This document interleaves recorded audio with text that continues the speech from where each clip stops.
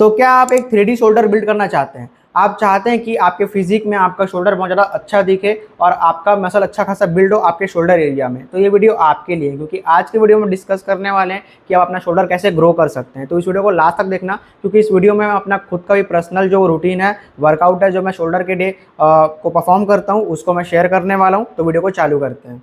तो सबसे पहले हम समझ लेते हैं कि शोल्डर में कौन कौन से मसल्स होते हैं और कैसे वो आपके फिजिक को अच्छा दिखाने में मदद कर सकता है। तो शोल्डर में होते हैं 3 हेड, एक होता है फ्रंट डेल्ट, एक होता है लेटरल डेल्ट, एक होता है रियल डेल्ट। ठीक है, फ्रंट डेल्ट जो फ्रंट में, लेटरल जो हमारे बीच में होता है, और रियल होता है हमारे पीछे होता है। ठीक है, उसको हम लोग रियल डेल्ट बोलते हैं।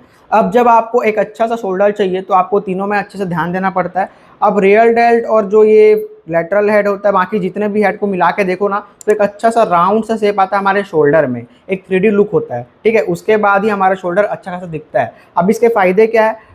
शोल्डर जो है डोमिनेंस दिखाता है हमारे फिजिक में, और जब आप शोल्डर अच्छा खासा बिल्ड कर लेंगे, जब अच्छा खासा शोल्डर को आप मसल वहाँ पे अच्छा खासा बना लेंगे, तो आप एक चीज़ नोटिस करेंगे, ये एक इल्यूजन क्रिएट करता है आपके बैक को, और वी टेपर दिखाता है, वाइड दिखाता है। क्योंकि अगर आपका शोल्डर अच्छा खासा बिल्ड नहीं होगा तो आपका बैक भी ऐसे ज़्यादा वी टेप नहीं दिखेगा, ऐसे फैला हुआ नहीं दिखेगा, वो एकदम ऐसे डब्बा टाइप दिखेगा। पर अगर आपका शोल्डर अच्छा बिल्ड होगा तो एक इल्यूजन क्रिएट करेगा, जिससे आपका बैक और ज़्यादा वाइडर दिखेगा, आप और फैले हुए दिखेंगे। डोमिनेंस आपका शो करता है ये फिजिक में जब आपका शोल्डर अच्छे से बिल्ड होता है। तो चलिए बढ़ते हैं पॉइंट की तरफ। सबसे पहला पॉइंट, प्रायोरिटाइज योर शोल्डर। आपको सबसे पहले अपने आप से एक सवाल पूछने की ज़रूरत है, क्या शोल्डर आपकी प्रायोरिटी है कि नहीं। मैं अपना एग्जांपल देता हूँ। एक टाइम में मैं करता था पुश पुल लेग। अब जब मैं पुश पुल लेग करता था तो मैं पुश के दिन करता था शोल्डर, चेस्ट, ट्राइसेप शोल्डर रहता है पुश में, पर मैं शोल्डर सबसे लास्ट में करता। सबसे पहले मैं चेस्ट कर लिया, फिर ट्राइसेप कर लिया, फिर जब थक जा रहा हूँ तब शोल्डर में कर रहा हूँ। तो उसमें वो मेरी प्रायोरिटी नहीं थी इतनी, तब मेरे को दिख भी रहा था। पर जैसे ही मैंने अपना रूटीन चेंज किया, मैंने मतलब शोल्डर को एक अलग से दिन दिया कि मैं इस दिन ना शोल्डर ही ट्रेन करूँगा, और उसको एक प्रायोरिटी बनाया, तब जाके मेरा शोल्डर अच्छा खासा जो फटा है उसके बाद से ग्रो हुआ है। तो आपको ये डिसाइड करना पड़ेगा कि आपको अपने शोल्डर को अपनी प्रायोरिटी बनाना है। पर इसका मतलब ये नहीं कि मैं बोल रहा हूँ कि पुश पुल लेग आप करना ही बंद कर दीजिए। आप ये कर सकते हैं कि पुश पुल लेग आता है तो हफ्ते में 2 बार पुश आता है, तो एक पुश जब आएगा उसमें आप चेस्ट को पहले कर लीजिए, और दूसरा जब पुश आएगा उसमें आप अपना शोल्डर पहले कर लीजिए। आप ऐसे करके भी अपने शोल्डर को प्रायोरिटी बना सकते हैं, या शोल्डर का एक्सरसाइज पहले करके भी आप ऐसे प्रायोरिटी बना सकते हैं। Tip number 2, train real dealt more. अब जो रियल डेल्ट जो होता है वो हमारे सबसे बैक वाला डेल्ट होता है, जो हमारे शोल्डर में होता है, पीछे की तरफ होता है। पर यही एक डेल्ट है जिसको ट्रेन करने के बाद ना आपको 3D लुक मिलेगा, वो इल्यूजन क्रिएट होगा 3D वाला आपके शोल्डर में। अगर ये अच्छा डेवलप नहीं होगा ना तो आपका शोल्डर इतना कोई खास नहीं दिखने वाला। और मैं मोस्टली लोगों को देखता हूँ इसको इग्नोर मारते हैं। इवन बिगनर के साथ प्रोफेशनल्स भी रियल डेल्ट को इतना ट्रेन नहीं करते हैं, और ये आपको गलती नहीं करना चाहिए। आपको रियल डेल्ट में ध्यान देना चाहिए। इवन मैं रियल डेल्ट को ज़्यादा ट्रेन करता हूँ। जब मेरा आपको रूटीन बताऊंगा, मैं रियल डेल्ट में बहुत ज़्यादा ध्यान देता हूँ, क्योंकि रियल डेल्ट से आपका जो विड्थ जो है ना आपका शोल्डर का, वो और बड़ा दिखेगा, आपका 3D लुक आएगा। तो आपको रियल डेल्ट को इग्नोर नहीं मारना है, उसको अच्छे से ट्रेन करना है, तभी आपका शोल्डर में एक अच्छा सा लुक आएगा। Point number 3, mix volume and intensity. इससे मेरा क्या मतलब है, अब समझना, आपको इंटेंसिटी और वॉल्यूम को इसमें मिक्स करना है। कैसे? क्योंकि शोल्डर में बहुत सारे एक्सरसाइज होते हैं, जैसे कि लेटरल रेजेस या रियल डेल्ट का कोई भी करे, फेस पुल करे या रिवर्स बैक डेड फ्लाई करे, उसमें आप इंटेंसिटी के साथ ट्रेन नहीं कर सकते, ज़्यादा वेट नहीं उठा सकते। तो उसमें आपको वॉल्यूम बढ़ाना है। अब वॉल्यूम कैसे बढ़ाना है? मतलब आपको एक सेट में ज़्यादा रैप मारना है। अब वो कैसे करेंगे? उसमें आपको अपना सेट कम कर देना है। अब आपको इंटेंसिटी और वॉल्यूम दोनों को मिक्स करना है। ठीक है, जैसे कि कोई कोई एक्सरसाइज होते हैं जिसमें आप अच्छा खासा, आपको पता है कि आप इसमें आप वेट बढ़ा सकते हैं या इसमें आप ऑल आउट जा सकते हैं, तो उसमें आपको ऑल आउट जाना है। जैसे कि मैं अगर एग्जांपल दूं, मिलिट्री प्रेस है या शोल्डर डंबल प्रेस है, आप इसमें ऑल आउट जा सकते हैं, इसमें आप क्लोज टू फेलियर तक जा सकते हैं। तो उसमें आपको इंटेंसिटी हाई रखना है, यानी कि रैप 8 से 10 चल जाएगा या 6 से 8 भी चल जाएगा, पर उसमें आपको लास्ट के 2-3 रैप क्लोज टू फेलियर तक ले जाना है, कि आपका उसके आगे निकल नहीं रहा, 1-2 आप रैप पार्सल भी मार सकते हैं। आपको ऐसा करना है जिससे आप इंटेंसिटी और वॉल्यूम दोनों को मिक्स करेंगे।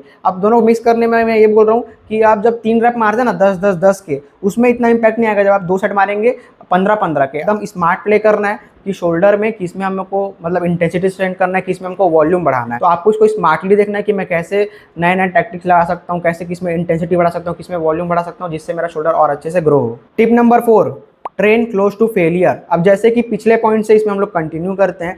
अब जब इंटेंसिटी से ट्रेन करेंगे तो आपको उसमें क्लोज टू फेलियर तक लेके जाना है। लास्ट के कुछ रैप पार्शल लगाने, पर जब आप वॉल्यूम के साथ भी कर रहे होंगे तो भी आपको क्लोज टू फेलियर तक जाना होगा।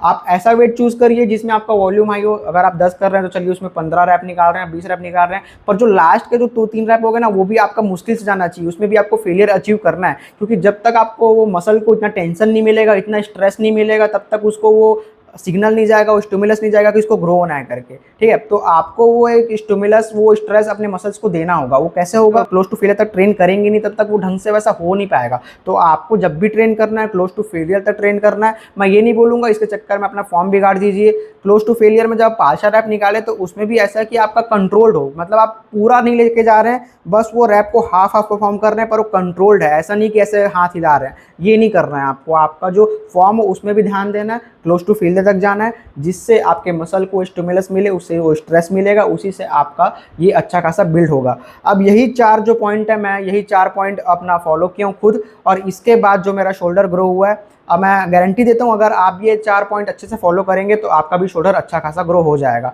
अब बढ़ते हैं मेरे खुद के रूटीन के ऊपर। अब मैं खुद जो करता हूँ, सबसे पहले मैं इसमें वार्म अप स्किप कर देता हूँ, वार्म अप नहीं दिखा रहा हूँ मैं।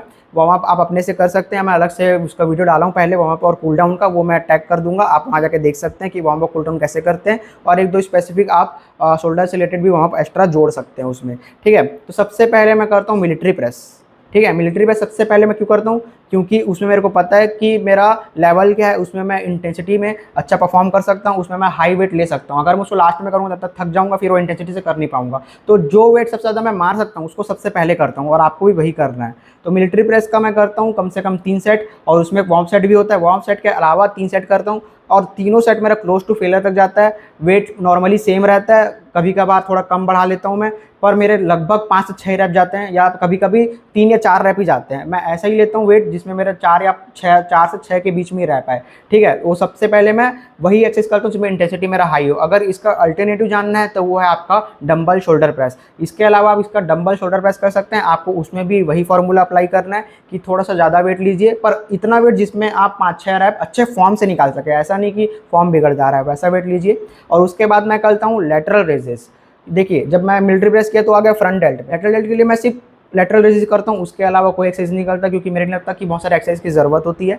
तो लेटरल रेजेस मैं कभी कभी डंबल से भी कर लेता हूँ। केबल से बहुत कम किया हूँ मैं, अपने जितना भी मेरा एक्सपीरियंस रहा है मैं मोस्टली डंबल से किया हूँ। जो आप डंबल और जो केबल से करते हैं उसमें जो रिजल्ट होता है आसपास ही होता है, इतना कोई एकदम डिफरेंस नहीं है।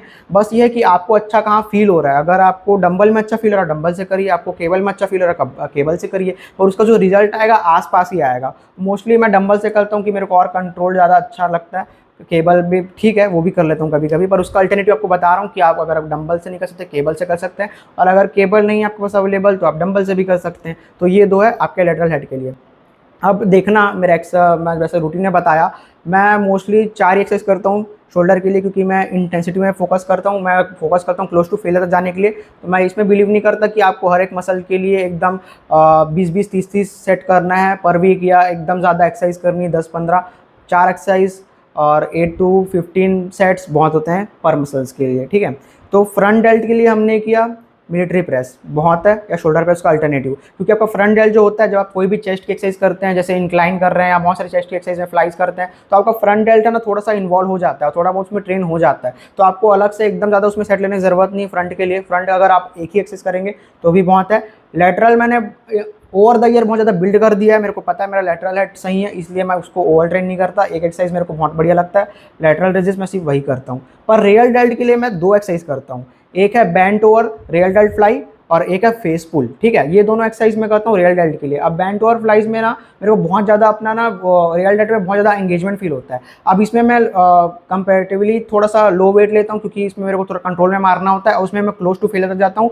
और ऐसा वेट लेता हूँ मैं, इसमें लगभग 20 रैप निकलता है मेरा, पर इसका मैं 2 ही सेट लगाता हूँ। कभी कभी 3 लगा लेता हूँ, पर मोस्टली मैं 2 ही सेट लगाता हूँ इसके, और क्लोज टू फेलियर तक जाता हूँ। और उसके बाद जो मेरा मतलब फील होता है रियल डेल्ट में, जो पंप आता है बहुत अच्छा होता है। ठीक है, और उसके बाद मैं करता हूँ फेस पुल। अब फेस पुल जब मैं करता हूँ तो उसमें एक बात आपको ध्यान रखना है कि आपको रोप को ना अपने माथे के पास रखना है, एकदम दूर भी नहीं करना है, एकदम नीचे भी नहीं करना है। अगर उसको आप एकदम सर के नीचे रख देंगे, यहाँ पे चिन के पास ले आएंगे ना, तो हो सकता है वो थोड़ा कहीं और भी इन्वॉल्व चालू हो जाएगा। तो आपको एकदम नीचे नहीं लाना, आपको एकदम माथे के पास लेके आना ताकि वो रियल डेल्ट में ज़्यादा फोकस रहे।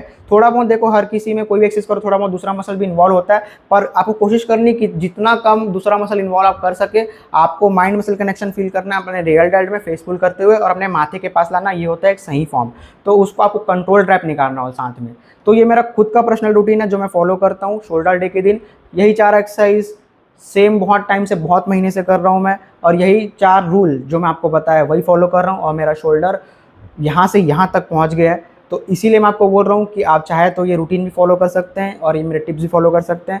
अगर आप करते हैं, मैं गारंटी देता हूँ अच्छे से ट्रेन करेंगे, अच्छे से डाइट लेंगे, जो रूल्स मैंने बताया, जो पॉइंट्स मैंने बताया, इसको फॉलो करेंगे तो आपका भी शोल्डर ग्रो होगा। तो ये वीडियो यहीं खत्म होती है। अगर ये वीडियो आपको अच्छी लगी तो वीडियो को लाइक कर देना, शेयर कर देना अपने दोस्तों के साथ जिनको शोल्डर ग्रो करना है, जिनका शोल्डर ग्रो नहीं हो रहा है, ताकि उनको भी मदद हो सके। और साथ में चैनल को चेकआउट कर लेना, क्योंकि हम लोग ऐसी ही वीडियोज़ लाते रहते हैं, फिटनेस से रिलेटेड, डाइट से रिलेटेड, वर्कआउट से रिलेटेड, फिटनेस चैलेंजेस आते हैं अलग अलग। तो एक बार चेकआउट कर लेना चैनल को, और साथ ही में चैनल को सब्सक्राइब कर देना, नोटिफिकेशन बेल भी ऑन कर देना। और साथ में मेरा इंस्टाग्राम का हैंडल, वहाँ जाके फॉलो कर देना। मैं वहाँ पे आपका कोई भी क्वेरीज होगा या आपकी कोई भी डिमांड होगा अगले वीडियो का, वहाँ पे आप मेरे से बात कर सकते हैं। और मैं बहुत सारे वहाँ भी यूज़फुल टिप्स देते रहता हूँ जो कि मैं यूट्यूब में नहीं देता, वर्कआउट टिप्स, वर्कआउट रूटीन। तो वहाँ भी जाके फॉलो कर लेना। हम मिलेंगे अगली वीडियो में, तब तक के लिए बाय बाय, थैंक यू।